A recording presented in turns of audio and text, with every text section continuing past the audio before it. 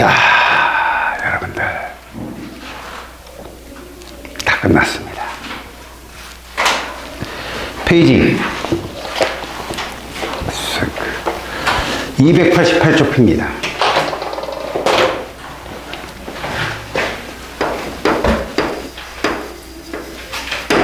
자, 288쪽에 보면 산화하는 반응식이라는 게 있어요.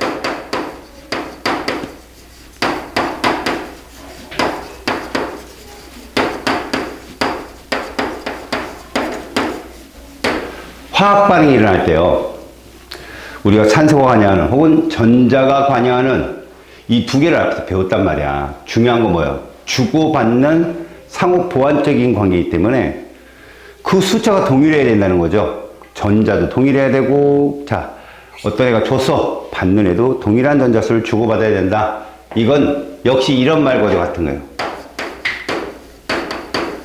분명히 산화수가 주는 애가 있을 거예요.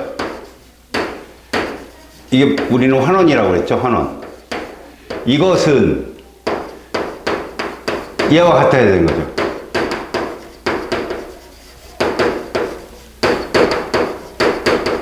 이것이 바로 감소된 산화수라는 건 뭐냐면, 이 말은 얻은 전자수와 같은 말이에요.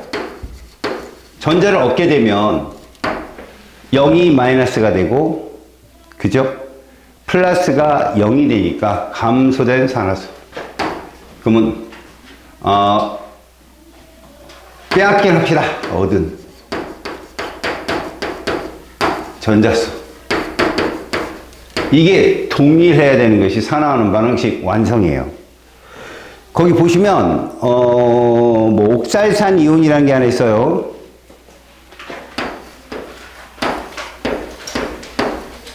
이걸 옥살산 이온이라고 합니다. 중요한 건 뭐 우리한테는 산화수가 중요한 거니까. 과망간이산 이온이 있고요. 얘가 반응을 해서 이산화탄소와 이산화망간이 되는 거죠. 상태도 필요 없습니다. 우리는 산화수만 보내니까. H2가 되는 식. 이때 여러분, 사실 이 화학 반응 안에요, 산소와 수소는 특별한 경우가 아니라면 뒤로 빼놓으세요. 실질적인 산화수의 변화는 산소와 수소를 제외한 탄소와 망가니즈가 담당을 한다. 이렇게 보시면 됩니다. 저들의 산화수 변화가 큰 역할을 주는 거죠. 그래서 실질적으로 탄소의 산화수를 보잖아요. 탄소는 C2O4 2가 마이너스이기 때문에 요 5포 있죠, 5포. 마이너스 2짜리가 4개 있다고 보면 돼요. 산소는 특별한 경우, 호돈수 아니면 중심 원자 2개짜리 과산화수소, 플로린 산화물, 이런 거 아니면 다 마이너스 2입니다. 마이너스 8인데, 탄소 원자 2개가 합쳐서 마이너스 2가 되려면 총 산화수가 플러스 6이어야 된다는 결론이 나와요. 탄소는 산화수가 6이다. 그 다음에 여기는 탄소를 보면 플러스 4죠. 그러니까 우리는 6이 4로 환원되었다라고 얘를 볼 수 있습니다. 탄소가 환원되었다. 자, 근데 봅시다. 전자를 얻었죠.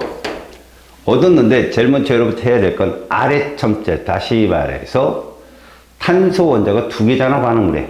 그럼 여기도 2를 쓰셔야 됩니다. 뭘 써라? 앞에 개수를 쓴다. 일단 이러고 출발해. 이러고 출발. 이래 탄소 원자가 2개로 똑같죠.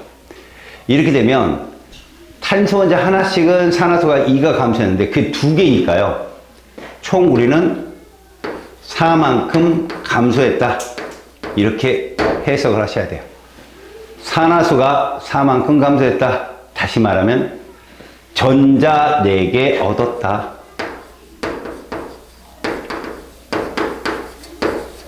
이렇게 볼 수 있다는 거죠. 그럼 그 4개를 누군가 준 놈이 있잖아. 빼앗긴 놈이 있을 거 아니야?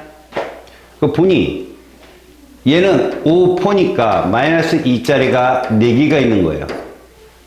그럼 망간이 혼자서 플러스 7을 가져야 돼요. 근데 여기는 플러스 이거든요. 이온의 산화수는 이온수, 전하는 똑같은 산화수라고 했잖아. 그럼 얘는 얼마가 변했느냐 봤더니 5 감소했더라. 이렇게 되는 거죠. 알겠죠? 5 감소했더라. 결국은 무슨 말이냐면요. 실제로 플러스 3가, 플러스 3가 결론적으로, 소리. 여러분, 플러스 6은 C 2개짜리가 6이죠? 맞죠? C 2개짜리가 6이고, 얘는 얼마입니까? 플러스 4짜리가 2개니까, 결국 플러스 8이면, 이만큼 감소했다고 해야 되네요. 쏘리. 이만큼. 얘도 전자 2개 얻었다. 이렇게 봐야 되겠군요. 맞죠? 플러스 6이 전체 C2 합쳐서 플러스 6이잖아요. 각자 플러스 3짜리인 거예요. 각자 탄소 플러스 3짜리가 플러스 4짜리로 2개만큼. 그러니까 결국 전체 플러스 6이 얘는 얼마가 된 겁니까? 전체 플러스 8이 됐나요? 지금? 그죠? 증가했네. 뭐 이렇게 헷갈리냐? 어이, 부끄럽게 조금. 잘 보세요. 얘는 탄소 하나가 플러스 3인 거죠. 그래야 2개가 플러스 6이 되니까. 얘는 플러스 4인 거죠. 그래서 2개가 플러스 8이니까 결국 얘는 산화요. 오이씨. 그죠? 감소했으면 환원인데. 얘는 산화된 거예요, 산화. 산화는 전자 총 2개 잃은 거죠. 잃었다라고 할 수 있어요. 플러스, 그러니까 2개 합쳐서 플러스 6이니까 플러스 4로 전자를 2개 잃었다. 산화수 2가 감소한 거죠. 전체 산화수 2가 감소한 거예요. 그죠? 얘는 플러스 7이 플러스 1, 얘도 감소야? 증가죠. 증가했다 보는 거죠. 3이 4로. 그죠? 얘가 감소했습니다. 그래서 얘는 전자를 총 몇 개? 2개. 어떻게? 얻은 거죠. 얻었다라고 할 수 있죠. 2개래. 5개. 부끄럽다.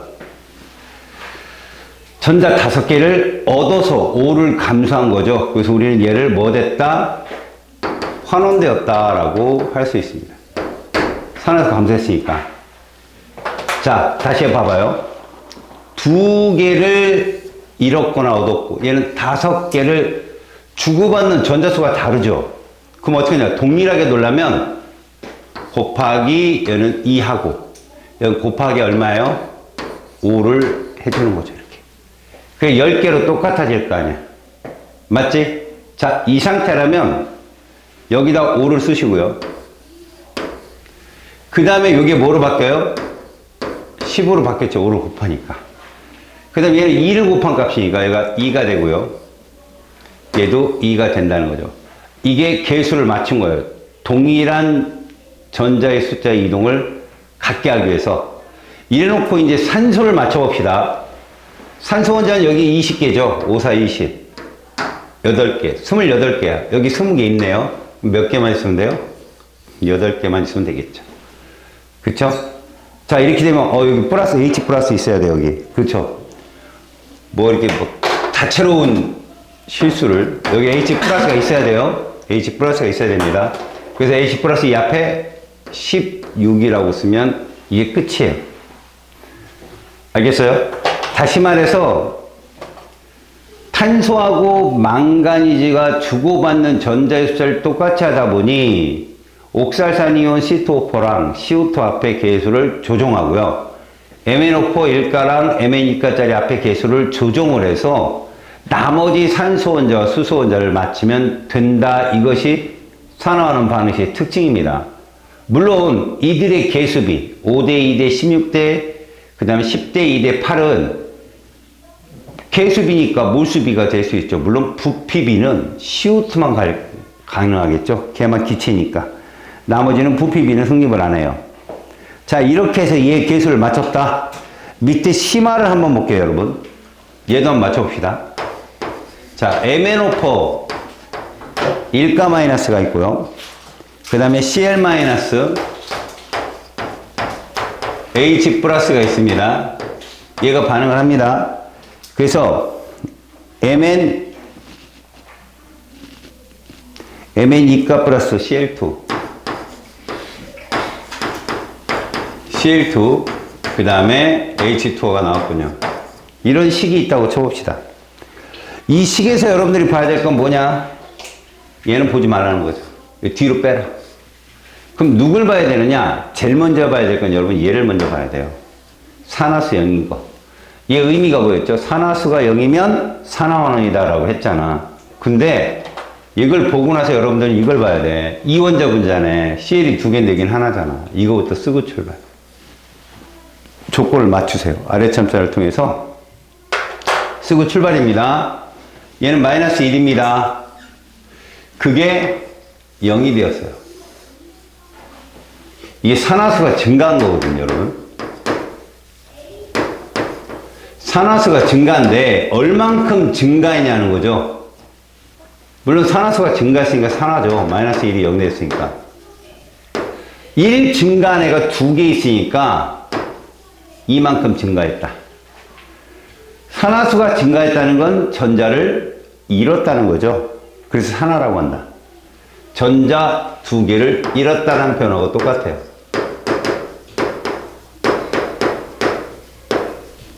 잃어야만이 산화수가 증가하거든. 그럼 그 2개를 누가 받았냐? 망간이가 받았을 것이다. 여기서 플러스 7이거든요. 5포가 마이너스 8이니까.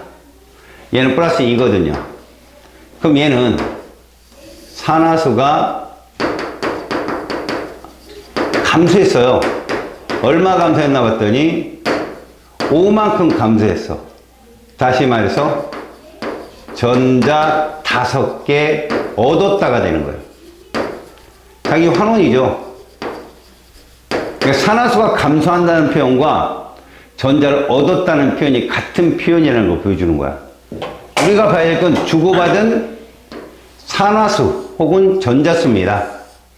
주고받은 산화수, 전자수 동일해야죠. 곱하기 5 여기 곱하기 2 쓰는데 문제 없죠? 2 자, 이거 5를 곱해야 되는데 이미 2가 있으니까 얘는 뭐가 되는 거죠? 10 5 이러면 염소가 맞잖아요. 다 맞았으면 이제 산소 맞춰보세요. 여기 산소 몇 개 있어요? 5포 2 8개 있죠? 산소는 여기만 존재하잖아. 8 그럼 수소는 몇 개가 돼요? 16개가 되죠? 16 이러면 됐습니다. 이렇게요. 그리고선 개수대로 해석하세요. 무슨 말이냐? 여러분, 과망간 이지산 이온이 2몰 반응하면 염소기체 몇 몰 나와요? 5몰 나온다 라고 해석을 하는 거지. 1몰 반응하면 2.5몰 나온다 라고 해석하고, 이게 이온 전자법이라고 불러요. 자, 맨 밑에 페이지 299쪽 맨 밑에 보시면 삼산화철과 일산화탄소의 반응이라는 게 나와요. 자, 보겠습니다. 이 식은 일반적인 학생들은 그냥 외워서 풀거든, 사실. 이렇게 반응을 하면, 일산화탄소랑 반응하면 철이 나오고 이산화탄소가 생긴대요, 이렇게. 그럼 우리가 산화수 개념으로 볼까요? 얘는 당연히 0이죠. 철이니까. 얘가 마이너스 6인데, 그게 Fe2예요. 그럼 결국 이 Fe2의 전체 산화수는 6인 거예요. 근데 우리 아까 뭐부터라고 그랬죠? 개수 맞추라고 그랬죠? 저 Fe2잖아요. 2부터 쓰고 출발. 2 썼습니다. 이렇게. 2. 그럼 산화수가 6만큼 줄었잖아요. 자, 산화수가 6을 감소했으니 당연히 환원이죠, 환원. 전자 6개 받았다가 되는 거죠. 그러면 우리가 봐야 될 거 그 다음에 얘입니다. C. 얘는 플러스 2겠죠. 산소 하나는. 얘는 플러스 4겠죠. 그래서 얘는 산화수가 증가했어요. 얼만큼? E가 증가했죠. 산화입니다, 산화. 전자를 잃었다는 겁니다, 두 개를. 근데 우리가 봐야 될 건 이거죠. 여기다 곱하기 얼마 하면 돼요? 3만 하면 되잖아요. 그치? 그래서 여기는 뭐? 3. 여기 뭐? 3. 이렇게 쓰면 끝났습니다. 그래서 우리는 이 용광로 속에서 일어나는 반응인데, 적철광이라고 하거든요. Fe 독소를. 이 적철광이 3몰의 일산화탄소랑 반응하면 2몰의 철을 얻을 수 있다. 라는 결론으로 도달하게 되는 거죠. 그래서 실제로 여러분들이 학교에서 시험 볼 때는 애들이 다 이렇게 3, 3, 3 이렇게 똑같이. 무슨 말일까요? 이 얘기예요. 이 자철광이라는 애가 있거든요. Fe3O4. 여기서 재밌어요, 여러분. 철의 산화수가 얼마일까요? O4니까 마이너스 8이잖아요. 그럼 3개가 마이너스 8이 돼야 돼. 분수? 뭐 이렇게 되잖아요. 저 안에는 3, 3, 4, 3, 이렇게 얘기할 때, 여기 플러스 3가짜리 하나에다가, 두 개에다가 플러스 2가짜리 하나가 있어요. 이렇게. 그러니까, 산화소가 똑같은 애가 아니라는 거죠. 철 3개가. 물론 여러분, 산화소가 분수 나오는 애들도 있긴 있습니다만, 여러분들은 거의 정수만 배우죠. 여러분, 제가 말한 대로 한다면, 어떻게 쓸까요? 여기 뭐라고 되어 있어요? 그래서 이렇게요. 여기 뭐라고 되어 있어요? 끝이에요. 이렇게 외워요, 그냥 애들이. 뭐 고민하지 않고. 그래도 얘는 뭐 됐어요? 환원 됐죠, 환원. 얘는 뭐 됐고요? 산화됐습니다. 근데 플러스 2짜리가 총 몇 개 있어요? 4개잖아요. 그럼 플러스 8이, 플러스 4짜리가 4로. 그럼 16이죠. 8만큼 증가했다, 산화수가. 그럼 이거 얼마 감소해야 돼요? 8만큼 감소를 해줘야 되죠. 그럼 결국 3가짜리 2개에다 2가짜리 하나라겠잖아. 걔들이 전자를 다 받으면 8개가 되는 거죠. 알았습니까? 이것이 산화하는 거. 그럼 여러분, 기억, 니은 중에 기억은 환원됐으니까 무슨 제? 산화제라고 할 수 있고요. CO-는요, 자신이 산화됐으니까 환원제라고 할 수 있겠죠. 이런 얘기입니다. 자, 넘겨보시고, 여러분, 페이지 290쪽에 6번 있죠? 그 다음에 291쪽에 자료 2번에 다 있죠? 다시요. 290쪽에 6번, 291쪽에 자료 2에 다 이 둘만 개수 맞춰보세요. 거기부터 해보자. 페이지 290쪽에 철이온이 있어. 92가 아니고. 자, 2가짜리야. 여기 산화수가 2 플러스라는 거 알겠고. 과망간 이드산이 있어. MnO4. 그리고 그냥 아싸라게 수소이온. 개수도 없애. 개수 있으면 더 편해, 얘들아. Fe3가네. 얘는 3가짜리가 있고, 망가니즈 2가짜리가 있고, 그 다음에 H2O가 나온다. 자, 이걸 한꺼번에 맞춰볼게.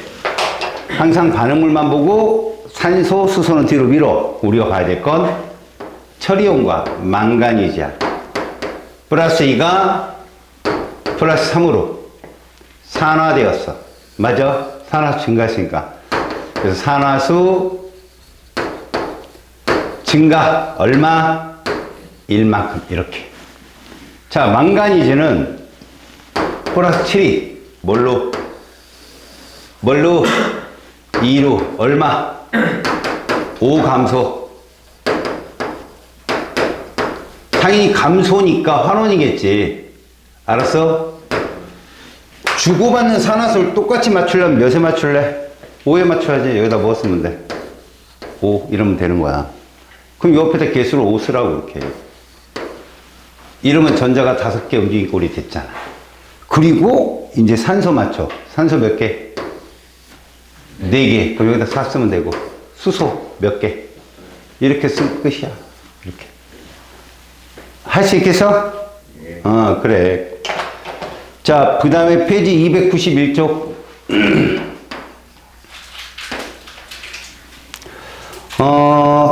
MnO4 1가 마이너스랑 그 다음에 SO3 2가 마이너스가 있네. 눈치를 채야지. 아, 나는 황을 볼 거야 라고 봐주는 거죠. H2O가 있고요. 그 다음에 생성물로 이산화망가니즈가 있고 MnO2. 그 다음에 황산이온이 있어요. SO4 2가 마이너스. 다음에 OH 마이너스가 있어요. 자, 맞춥시다. 망가니즈 황입니다. 주인공이. 7이 4로 3 감소했죠? 그래서 이것만 쓸게요. 환원입니다. 전자를 얻었다는 얘기죠. 자, 얘는 플러스 4죠, 지금. 마이너스 6이니까. 플러스 6이 됐죠? 얼마 증가? 2 증가. 산화되었어요. 최소 공배수 얼마입니까? 6이죠, 6. 3 곱하고. 요렇게. 다음에 얘는 얼마 곱한다? 2 곱하고. 요렇게. 그래놨더니, 이제 산소 개수가 있긴 있는데, 여러분. 하나가 비어있잖아, 지금. 맞아, 안 맞아? 그럼 이 개수를 맞춰야 됩니다. 무슨 말이냐? 여기에 산소 원자는 총 몇 개 있어요? 8개, 여기는 9개. 그럼 17개죠. 플러스 A. 모르니까, 개수를. 됐죠? 그거랑 4개, 12개. 맞죠? 그 여기 몇 개인지 모르잖아. 플러스 B. 이런 식으로. 둘은 같아야 되고요. 그 다음 여기 몇 A예요? 2A잖아. 수소 원자 수가. 여기는요. B고요. 2A하고 B가 같아야 되고. PA를 1대2 집어넣고 해보면 맞겠죠? 개수가. 무슨 말이냐? 산소 원자 수가 동일해야 돼요. 질량 보존회에서. 반응물에 8개, 9개. 개수를 A를 쓰면 이것이 이렇게 되는 거죠. 개수 B 몰라요? 그러면 B만큼 B에다가 뭐요? 4 플러스 12 이게 맞아야 돼요. A, B는. 알겠어요? 그래서 실질적으로 얘가 넘어가면 뭐가 됩니까? 이게 성립하나요? 이렇게? 맞죠? 그 다음에 수소 원자수는 어떻게 맞춰야 돼요? 반응물에 2A만큼 있죠? B. 결국 B는 2A인 거죠. B가 2A면 A는 1이죠. 그렇죠? 그렇게 되면 B는 얼마가 나와요? 2가 나오겠죠? 자, 그렇다면 결국 여기는 2가 답이고 1이 답이어서 떨어지는 거죠. 이런 식으로. 알았습니까? 이렇게 맞추시면 됩니다. 다음에 산화수 문제는 다 그래요. 넘겨볼까요? 실질적으로 니들한테 이거 맞추는 문제들은 별로 어렵지 않고요. 요즘 들어서 뭐가 나오냐면 여러분 금속의 반응성 문제가 나와요. 여러분 이건 여러분 어디서 나와요? 통합과학에서 나와요. 여기는 자세히 안 다뤄졌거든. 근데 요즘 트렌드가 그래요. 그래서 제가 금속의 반응성을 따로 시간을 내서 설명을 해드릴 테니까 이게 무슨 얘기인가 들어보세요. 이 금속의 반응성은 어디 얘기냐면 여러분 잠깐 선생님이 보여주긴 했거든요. 니들한테 페이지 저기로 와볼까? 285쪽 맨 아래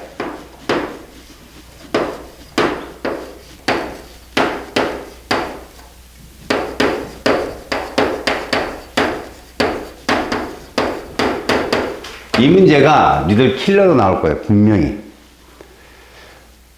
근데 이게요, 기본 조건을 안다면 범위가 국한됩니다. 일단 여러분, 금속의 반응성이 무엇이냐 그러면요, 금속은 반응성을 띈다는 게 양이온화 되는 거예요. 양이온화. 양이온 되기 쉬운 성질인 거예요. 그럼 뭘 잘 잃어버려야 돼요? 전자 잘 잃는 성질이죠. 전자를 잘 잃어버리면 산화 잘 돼요, 환원전 돼요? 산화 잘 돼요. 산화 잘 되는 성질. 이게 같은 말이에요. 전자를 잘 잃어서 산화가 잘 되는데도 비교성이 있다, 이런 뜻이죠. 그래서 거기에 뭐 칼카나마르에서 니주나 수구선 백금쪽 써놨는데, 이것들은 전혀 도움이 안 됩니다. 시험에 그렇게 안 되거든요. 시험 무조건 미지수로 나와요. 그럼 어떤 표현이냐? 이런 말씀이다. 자, 조건을 봅시다. 이들을 반응시키는 조건이 뭐냐? 중화 반응에서 봤듯이 수용액상이에요. 수용액상에서 반응한다는 게 너무 중요한 게, 수용액 속에는요, 전하의 합이 얼마여야 돼요?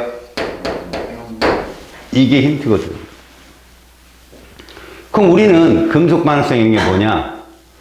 중성, 산화수가 0인 금속과 금속 양이온의 반응을 비교하는 거예요.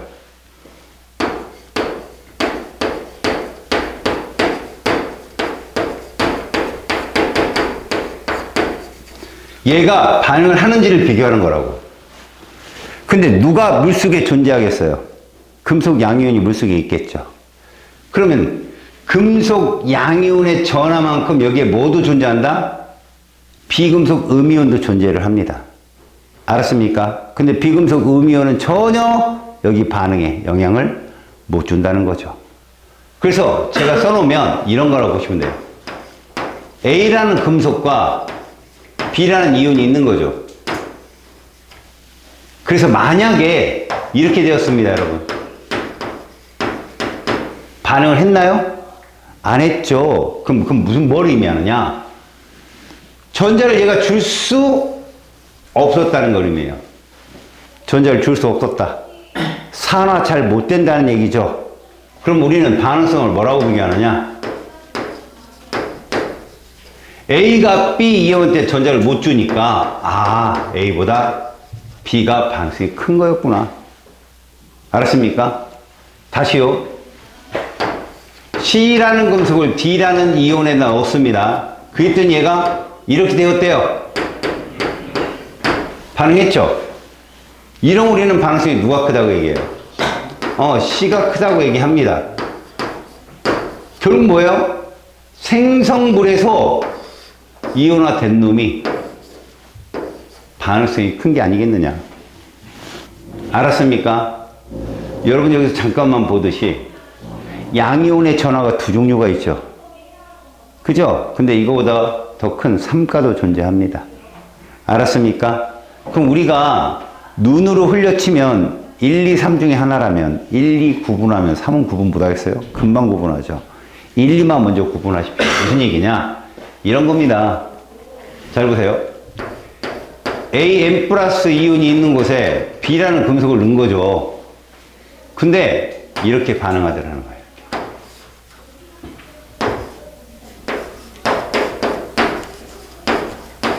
이렇게 반응하더라는 겁니다. 당연히 반응성은 B가 크겠죠. 알았어요? 근데 저 M이 얼마고 N이 얼마인가를 보는 거죠. 여러분, 반응 전이잖아요, 여기가. 반응 전에 음이온이 있겠죠. 반응 후에도 음이온이 있겠죠.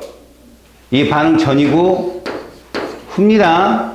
그때 이온의 숫자는 반응을 하지 않는 구경꾼이기 때문에 전과 후 어떻다? 같다. 결국 뭡니까? 음전하가 변하지 않는다고요. 그럼 뭐도 안 변해요? 양전하도 안 변하죠. 이게 수용액에다 금속을 떨어뜨리는 과정이에요. 일정량 수용액에다 금속을 집어넣어서 반응을 시켰을 때 저런 반응이 일어난다면 총전하는 변하지 않는다. 그럼 무슨 얘기냐? 양전하를 구해보는 거예요, 여러분들이. 자, 전에는 얼마였다? m 플러스 2개였다, 전에는. 맞죠? 그게 2개였잖아. 그 후에는요, m 플러스 1이었잖아. 이게 같으면 되죠. 그럼 m은 몇 가? 1가. n은 2가라는 결론이 나옵니다. 아시겠어요? 자, 봅니다. 이 속에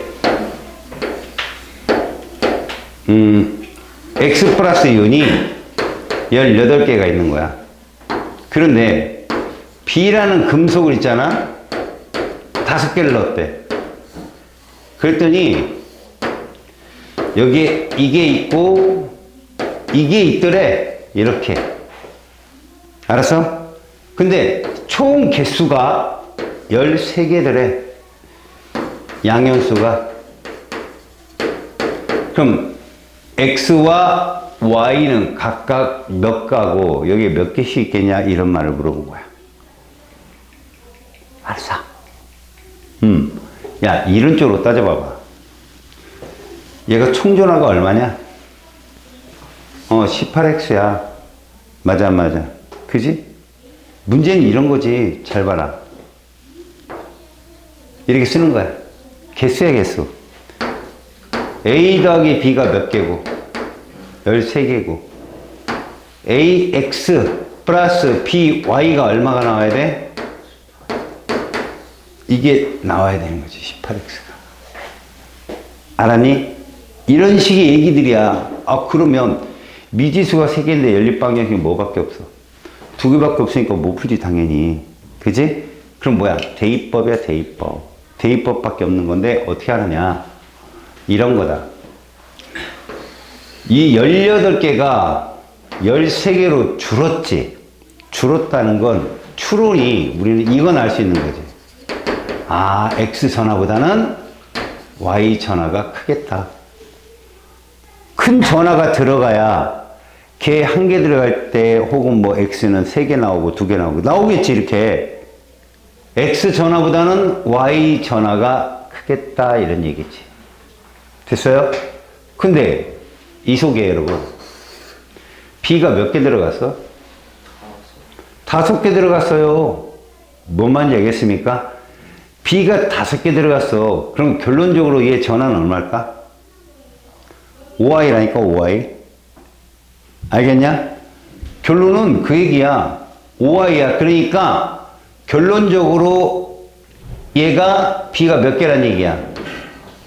5개란 얘기가 되는 거야. A 몇 개 해야 돼? 쏘리. 8개 이어야 되겠지? 됐잖아.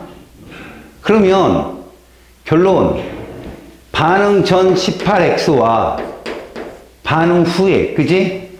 몇 X? 8X와 몇 Y? 5Y가 같아야 되거든? 그래서 얘는 10X는 뭐가 돼? 몇 대 몇이야? 이게 되겠죠. X가 1가고 Y가 1가구나. 이렇게 풀면 똘똘하죠. 멋있고. 근데 한 방에 볼 줄 알아야 돼요. 뭔 얘기냐? 여러분, 얘 몇 개 집어넣었어? 그런데 몇 개 줄었어? 들어간 만큼 줄었지? 이러면 1가 2가예요. 무조건. 들어간 만큼 줄면 1가 2가라고 생각을 해봅시다. 얘가 1가라면 플러스 18인데 여기다 플러스 2가짜리를 넣은 거죠. 플러스 2가짜리 5개면 전화가 얼마예요? 10이잖아. 그럼 저기서 A 이온 몇 개가 사라져? 10개가 사라진다니까? 얘 5개 들어가면 10개가 사라져요. 그럼 A 이온 8개 남죠? 거기에 B가 5개가 들어가면 13개잖아요. 그죠? 근데 이들이 관계를 가만히 보면 1가짜리 있는 곳에 2가를 집어넣으니까 이온수를 주는데 얼만큼 주나 봤더니 들어간 개수만큼 줄더라. 그러면 1대2 관계예요. 무조건. 반대로 생각해도 좋아요. 반대로. 무슨 얘기냐? 이렇게 있는 곳에, 알겠습니까? 뭐 A이온을 집어넣었더니 이렇게 되었다, 이런 거잖아요. 늘어났다, 이런 것들 있잖아요. 근데 가만히 보니까 B이온수가 줄어들어. 봐봐. 여기다가 만약에 이런 상태에서 A가 반응성이 크다면 A 몇 개 집어넣어야 되냐, 여기다가? A를 몇 개 집어넣어야 이게 나오겠어? 10개를 집어넣으면 몇 개가 돼? 18개가 된다? 10개를 넣는데 늘었어. 몇 개만큼 늘었어? 반 늘었잖아. 일가이가라고 이게. 반대로 얘기하면. 알았니? 그러니까 그런 관계를 니들이 안다면, 일가이가 관계를 안다면 푸는 데보다 전혀 문제가 없다. 알았어? 이쪽 문제는 너희들 암산으로 풀어도 되는 것이야. 알았냐? 올해 3월에 나온 모의고사 한번 보여줄까? 이런 거야. 그래서 올해 3월. 올 3월 모의를 본다면, 예를 들어 이런 거지. 얘가 이만큼 있는 건데, 여기다가 B라는 금속을 넣었어. 그랬더니, 얘가 이렇게 되었대. 이거 수용액에다 금속을 넣은 거야. 그 음이온은 왼쪽이 많아, 오른쪽이 많아. 똑같지. 그럼 양전하고 똑같다는 얘기야. N 빼버려. 어차피 N이라는 건 비교값이니까 상대값. 요거 곱하면 얼마야? 플러스 6M이지? 여기 곱하면 이게 같아야 된다고. Mn은 몇 대 몇이야? 2대 3. 아, M이 2가고 3가고. 그치? 3대 2가 나와야 되겠지? 그치? M이 3가고 B가 2가이면 되는 거야. 전체를 플러스 18로 보면 되지. 알았어? 그리고 마지막에 뭐, 저기도, 누굴 넣었더니 C를 넣었어, 이렇게. C 금속을 넣었어. 그랬더니, 여기엔 그럼 누구 있겠어? A 있고, C, 뭐, X, 이렇게 존재하겠지? 맞지? 그런데 봐봐라. 문제는 얘가 플러스 1가야, 이렇게. 알았냐? 플러스 1가인데, 얘가 12개라고 쳐요, 12개. 이런 식으로. 응? 12개라고 쳐보라고. 자, 문제 이게 뭐냐? 얘 지금 몇 개 늘었냐? 이게 좀 부끄럽다. 13개라자, 13개. 총 몇 개 늘었어? 4개 늘었어, 4개. 그런데 얘가 몇 가라는 거 알았더니 2가라는 거 알았잖아. 그지? 4개를 늘었다는 거 C는 몇 개 넣었다? 8개 넣었다는 얘기야. 이해가냐? 8개가 들어갔는데 문제는 여기서 반응성이 제일 큰 건 C잖아. 가장 마지막까지 산화되니까. 지금 이 둘이 반응했다는 건 얘가 반응성이 큰 거고, 맞지? 얘가 반응했다는 얘가 반응성이 큰 거라고, 지금. 그러니까 C가 최종적으로 가장 반응성이 크고, 과연 이 안에는 몇 개 들었냐? 너네가 얘가 몇 가라고 했어요? 아까? 2가라고 했잖아. X, Y 나와봐. X 플러스 Y는 몇 개고? 13개고. 그 다음에 전체 전화는 EX 플러스 Y는 몇 나와야 돼? 18 나와야 돼. 어차피 계속 플러스 18이었으니까. 이거 풀면 되거든. 그지? 그럼 X는 몇 나오냐? 5 나와. X가 5야. 몇 개 줄었냐? 4개 줄었는데 4개 늘었잖아. 뭐냐? 이거 2가고 1가인데? 근데, 4개 늘었네? 는 만큼 B가 준 거야. 그거의 2배수. C가 8개 들어간 거고. 알았냐? 2대1의 관계를 거꾸로 해석하면 된다고. 알았어? 이런 것들은 이렇게 식을 세워서 풀면 좋은데, 안 풀고도 암산으로 풀린다고, 이렇게. 빨리빨리 풀어야 문제가 풀 수 있다. 오케이?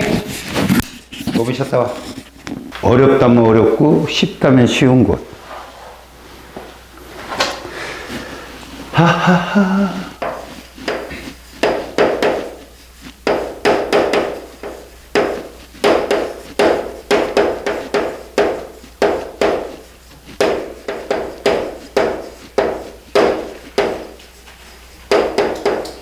자, 제대로 배울 수 있는 시간이 이거밖에 없을 거야.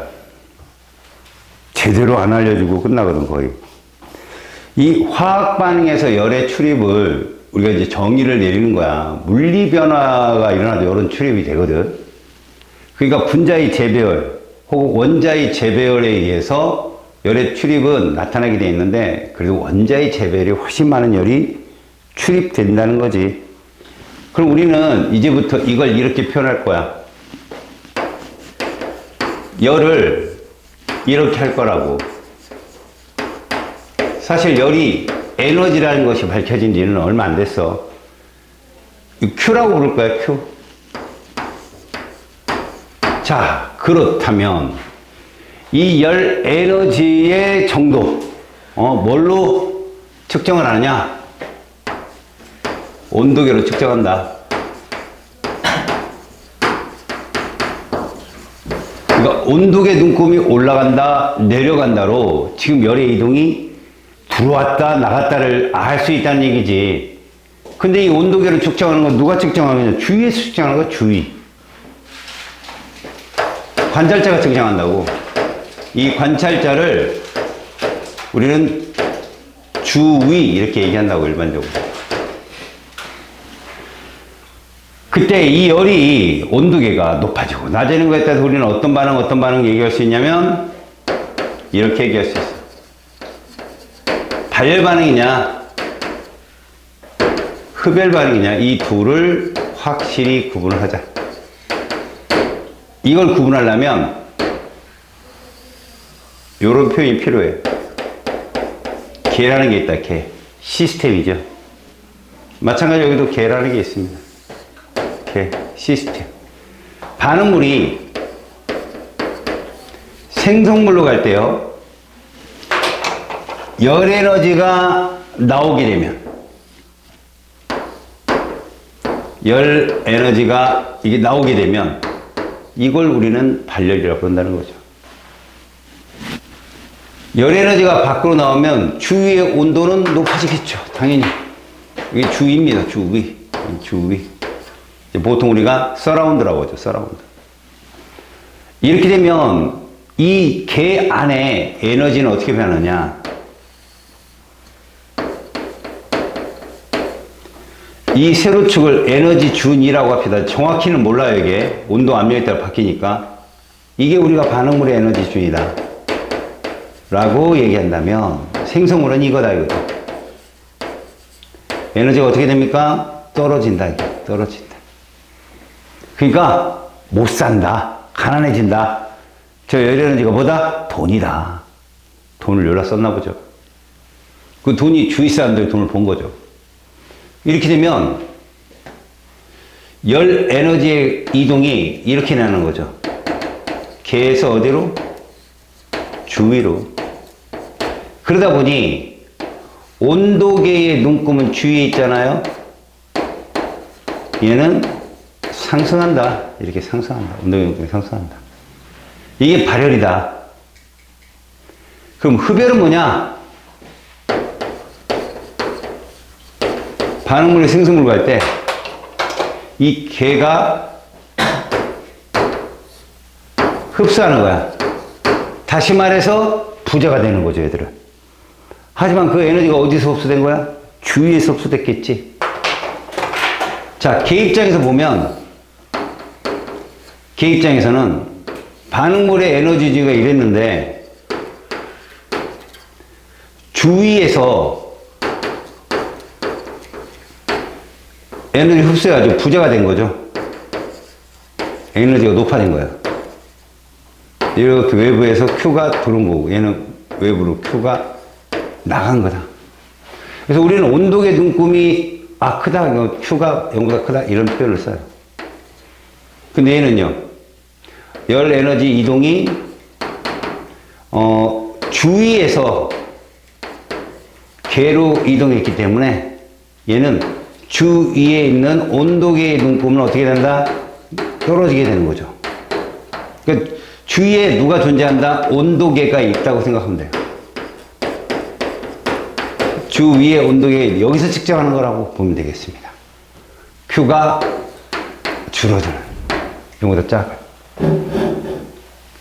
이런 발열 반응의 예로는요, 거의 자연계의 반응의 모두 한 70%가 발열 반응의 예라고 보면 돼요. 그래서 발열 반응의 예를 보면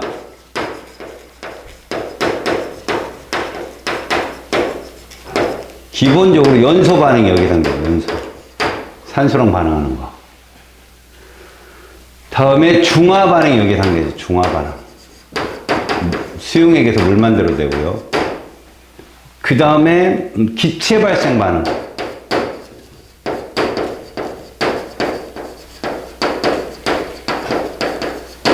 대표적으로 이런 것들이 이제 난로 라는 말이 들어가죠. 손난로, 난로 이런 것들 발열 반응에서 많이 쓰이는 키워드입니다. 그럼 녹쓰는 거죠. 철이 녹슬다는 거가 녹쓰는 것이 일반적인 발열 반응. 흡열은 얘를 외우세요. 얼마 안 되니까. 가장 많이 나오는 게 여러분들은 수산화바륨하고요.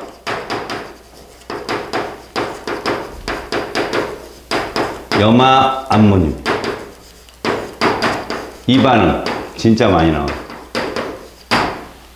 이러면 흡열 반응. 그 다음에 흡열이 또 뭐 있을까?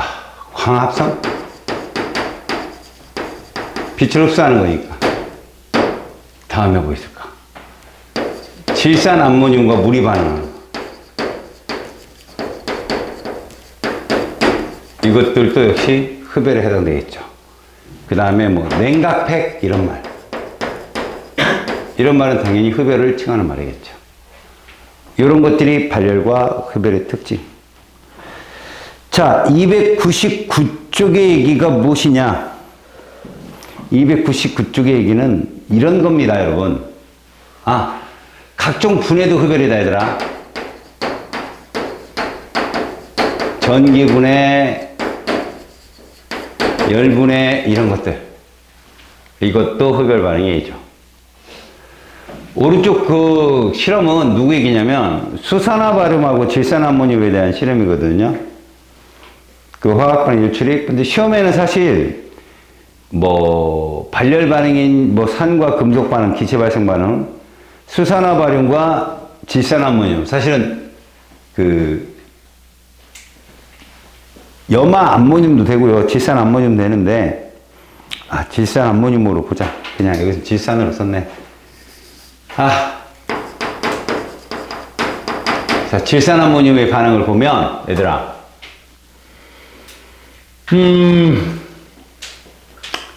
이런 실험 있잖아? 애들이 착각 많이 하는 거. 이렇게 나무판자 위에를 놨단 말이에요. 이렇게 나무판자 위에다가. 그리고 여기다가 수산화바륨을 넣고, 사실 수산화바륨 8수화물이야. 수화물의 형태로 있는 놈을 집어넣어. 여기에 질산암모늄을 집어넣어. 그러면 열이 들어가겠지, 맞지? 근데 여기다 온도계를 꼽아놔. 이 온도계 눈금이 어떻게 될까? 얘들아. 열이 들어가면 온도계 눈금이 떨어진다, 높아진다? 그래서 틀린다고. 다행이다. 함정에 걸려들었네. 전반 보니까 애들이 다 맞추더라고. 떨어진다 라고, 그죠? 열이 들어가니까 온도계 눈금이 올라갈 거라고 생각하는데 온도계는 시스템에 못 들어가. 주위에만 있어. 여기가 흡열이다 그럼 온도계 눈금은 떨어져. 무조건. 네가 생각하는 건 주위에서 주위로 열의 이동이야. 아니야. 이 수용액이 열을 받아서 온도가 높아지는 게 아니라 수용액이 둘이 반응하려면 열이 필요한 거야. 온도계는 어쨌거나 주위 걸 측정하는 거기 때문에 수용액의 온도는 떨어진다. 그럼 여기가 얼어, 얘들아. 아니면 여기 뭐가 맺혀, 이렇게. 물방울이 맺히겠지? 여기 걸 물어봐. 이건 수증기가 뭐로 바뀐 거야? 얼음으로 바뀐 거잖아, 승화. 그치? 이러면 발열이야, 이건. 이건 발열이라고. 왜? 가장 에너지가 높아. 잘 사는 애가 수증기야. 제일 못 사는 애가 얼음이고. 잘 사는 데도 못 사는 데랑 돈을 써야 된단 말이지. 그게 열 에너지야. 발산되는 거지. 알았어? 반대로 얼음이 수증기가 되려면 돈을 벌어야 돼. 흡열. 흡열을 해야 잘 사라지니까. 우리 입장에서는 돈을 뺏기는 거죠. 온도계 눈금이 떨어지고. 물방울도 역시 마찬가지예요. 수증기가 물방울 된 거니까 발열에 해당됩니다. 이건. 알았죠? 거기 299쪽은 맨 밑에 조리용 발열팩, 이거 발열 반응이겠죠. 휴대용 손난로 발열이고요. 염화칼슘을 쓰면요, 여러분, 눈이 녹아요. CaCl2를 던지면. 왜? 발열 반응이라. 그래서 제설제로 많이 쓰입니다. 흡열 반응 냉각팩. 질산암모늄에다 물하고 닿으면 냉각팩, 열이 발생됩니다. 흡수됩니다, 참. 흡수되면 냉각해지겠죠. 손난로의 원리는요, 철가루가 공기 중에 산소랑 반응하는 거야. 녹슬겠지? 근데 좀 빠른 산화가 일어나는 거지. 열이 생겨요. 그게 손난로의 원리입니다. 금속이 녹이 슬면 발열 반응이다. 자, 그러면 이제 이거죠, 여러분. 얘가 열이 얼만큼 나왔고 들어갔는지 알고 싶어. 바로 이 Q를 측정하는 거야. 이 Q의 측정 방법은 여러분, 선생님 여기서 여기 차이 계산하면 되잖아요. 요거 차이 계산하면 되잖아요. 아니요, 저 값을 몰라요. 저 값을 유일하게 적어놓은 값이 표준 생성 엔탈피라는 게 있거든요. 내부 에너지. 그거는 일반화학 뒤에 막 잔뜩 써있어요. 25도씨 일기압에서. 근데 우리 주변이 그렇게 온도가 일정하고 압력이 일정한 건 아니잖아요. 그러다 보니 실험할 때마다 저 Q를 측정해야 돼요. 이론적으로 측정하는 것은 무엇이고? 헬스의 법칙 그런 것이고요. 이제 비싼 거 있잖아. 예를 들어서 다이아몬드의 연소를 구하고 싶어. 근데 다이아몬드 태울 거야? 안 되잖아. 그럼 이론적으로 총 열량 불변의 법칙인 헬스의 법칙을 이용해서 푸는 게 있어. 열방적이고 화투에서 배우거든. 근데 우리는 여기서 직접적 측정을 배우는 거지. 직접적 측정. 뭐냐? 열량계로 측정한다. 그래서 거기 보시면 열의 측정.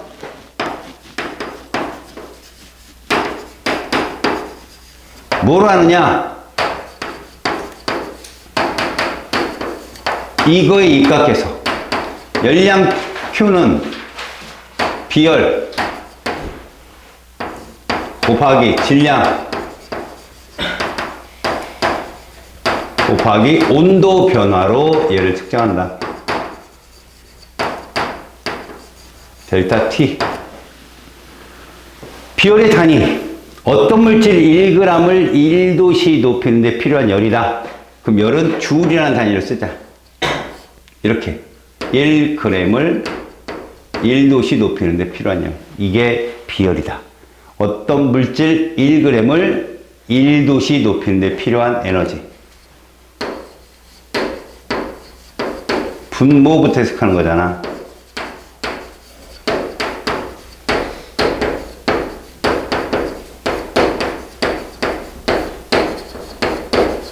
필요한 에너지 이렇게 쓰자. 질량은 단위가 뭐냐? 그람이에요, 그람. 왜? 여기랑 여기랑 지워져야 되니까 그람이. 온도 변화 뭐예요? 도시입니다, 도시. 왜? 비열의 분모인 도시가 지워져야 되니까. 그래서 열량은 줄이 나옵니다. 이때 무엇을 통해서 우리는 계산해야 되냐? 바로 열량계를 통해서 계산한다. 열량계는 첫 번째, 간이 열량계가 있고요. 두 번째, 정밀 열량계라는 게 있습니다. 아무래도 간이 열량계는 뭐예요? 열 손실이 큰 거죠, 얘들은. 열 손실이 상당히 큽니다. 그나마 0이 될 수는 없으니까 열 손실이 0이 될 수는 없죠. 적은 애가 정밀 열량계 혹은 통 열량계라고 부릅니다. 그럼 간이 열량계가 어떻게 해서 이러느냐? 이런 겁니다. 어떤 시스템에서, 그게 이제 시료거든요, 예를 들어서. 어떤 시료에서 발생하는 열이 있을 거 아니야? 그게 100% 모두 어디로? 물로 전환되었다라고 계산하는 거예요. 그럼 우리는 뭘 구하면 되죠? 물이 얻은 열량을 계산하면 된다는 거죠. 물을 비커에 담아놓고 밑에서 막 시료 알코올 램프를 태워.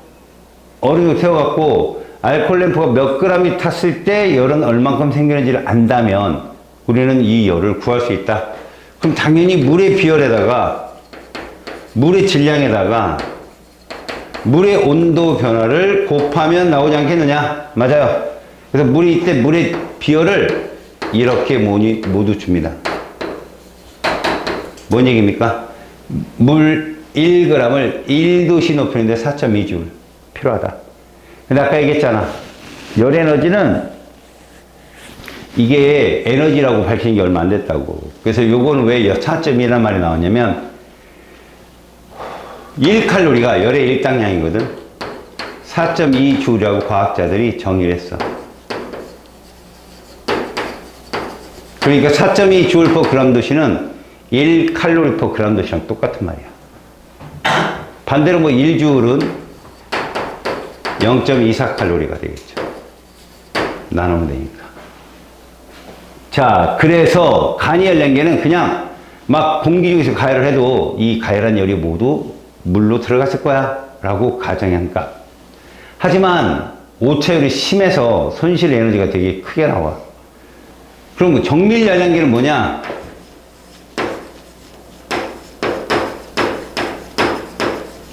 우리 소위 말하는 통열량계거든, 이가.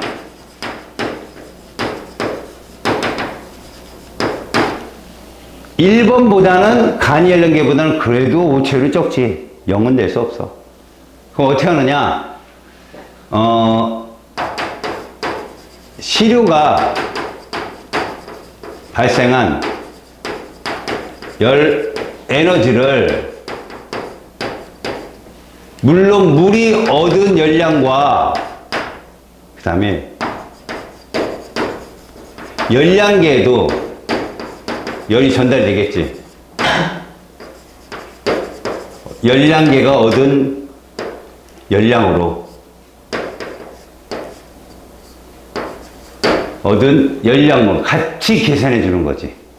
물이 얻은 열량과 열량계가, 장치가, 열량계라는 게 뭐야? 통열량계를 말한다니? 정밀 열량계. 이렇게 두 개를 같이 계산해 주니까 누구보다는 1번보다는 좀 정확하지 않냐, 근속값이. 그래도 이런 얘기죠. 특히 뭐 우리가 알고 있는 이 조건을 보면 우리는 물의 비율 알아야 되잖아. 물의 질량 알아야 되고, 그 다음 물의 온도 변화 측정할 거 아니야. 이거 측정값이잖아. 이건 측정값이거든.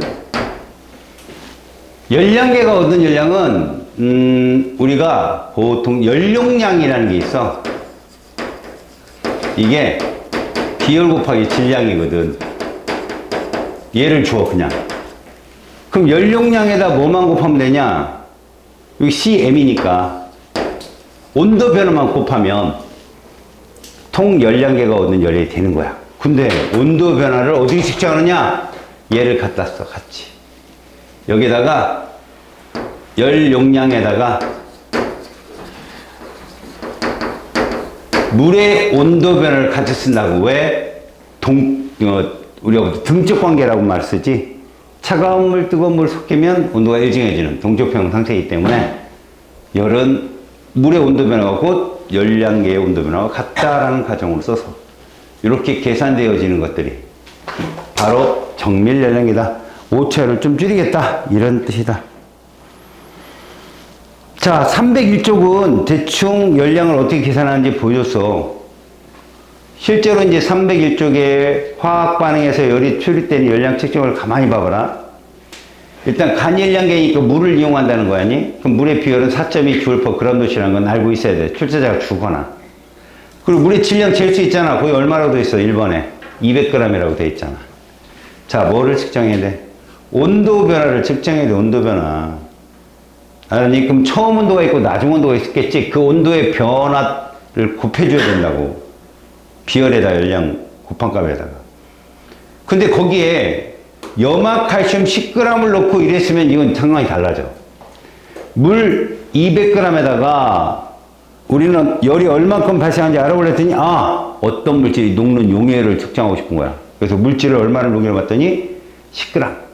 그럼 용액은 전체 얼마야? 210g. 그럼 이때는 물의 비율이 필요 없어. 용액의 비율이 필요하지. 그럼 출제자가 준다는 거야. 용액 비율을. 보통 그냥 4.2로 줘. 밑에 해석에 보면 검은 글씨로 용액의 비율은 4.2 주얼 퍼 그람 도시다라고 줬어. 그러니까 물하고 별 다름없다 이렇게 준 거야.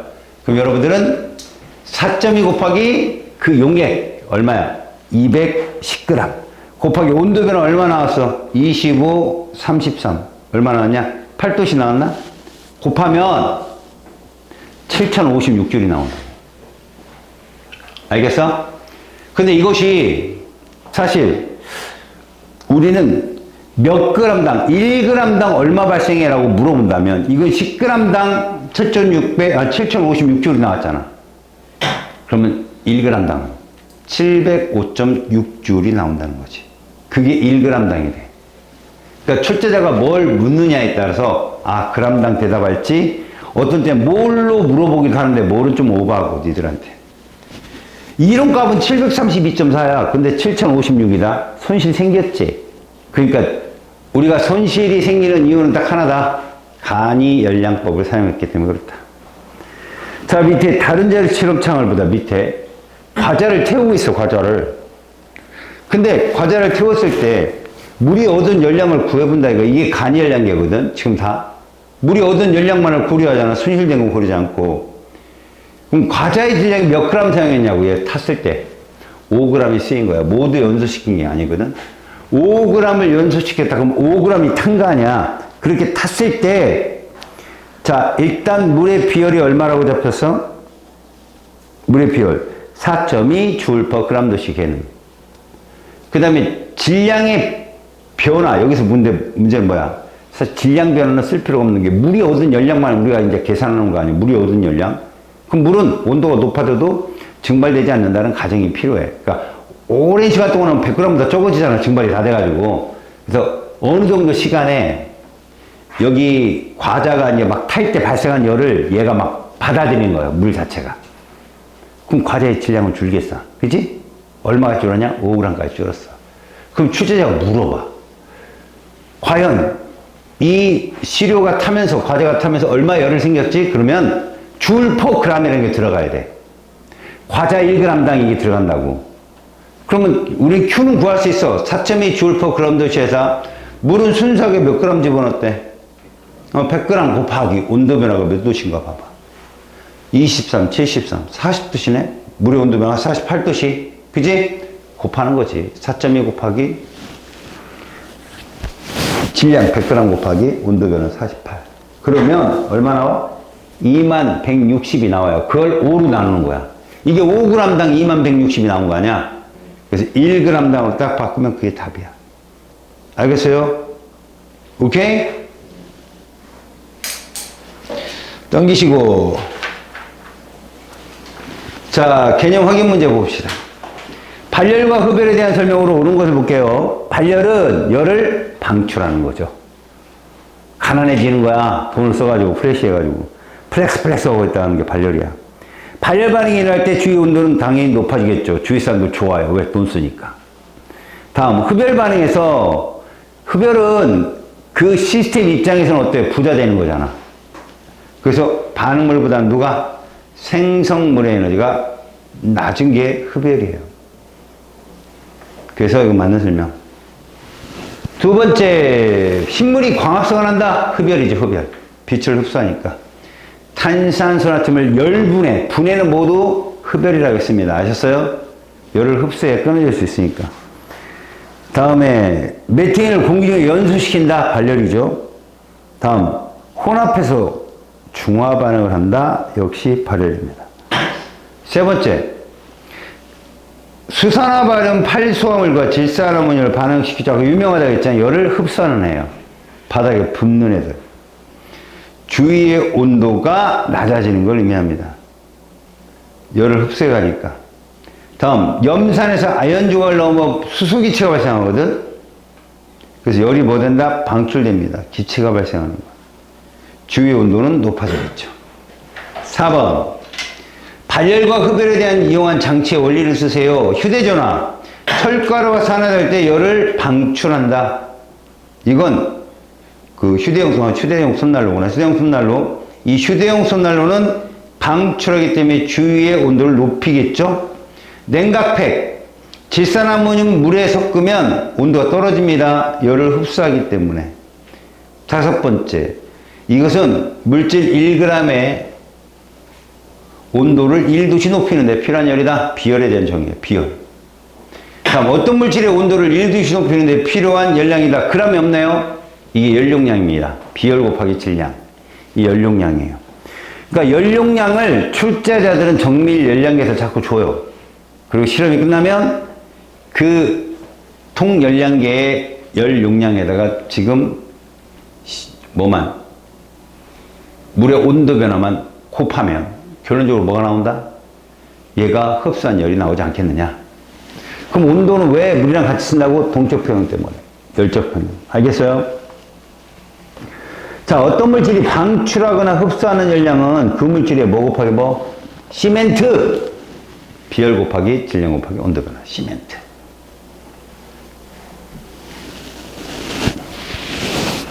육 번 열 손실이 많다. 당연히 가족 간열량계. 비교적 정확해도 오차는 있죠? 나열량계. 이겁니다. 뭐 뒤에는 여러분들이 이제 또 풀어보시고